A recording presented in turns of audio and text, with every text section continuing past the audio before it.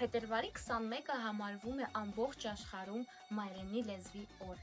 2006 թվականին Հայաստանում այդ տոնը ընդունվեց որպես պետական։ Когда в 301 году Армения приняла христианство как свою государственную религию, возникла необходимость создать алфавит. Эту ответственность взял на себя Мессероб Мастот, и уже в 405-406 годах нашей эры был создан алфавит, первоначально состоявший из 36 букв.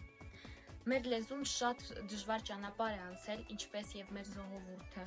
բայց մենք հաղթել ենք այդ լեզվի եւ մեր մշակույթի շնորհիվ։ Դուք գիտեք, որ ամբողջ աշխարհում հայեր են ապրում, եւ չկա մի տեղ, որտեղ հայ չլինի։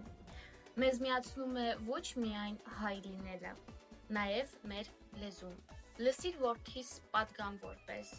սիրող քո մոր խոսքը սրտանց։ Այսօրվանից հանձնում եմ քեզ հայոց լեզուն հազարագանց։ Ուտես որդիս, ուր էլ լինես, այս լուսնի տակ որտեղ գնաս,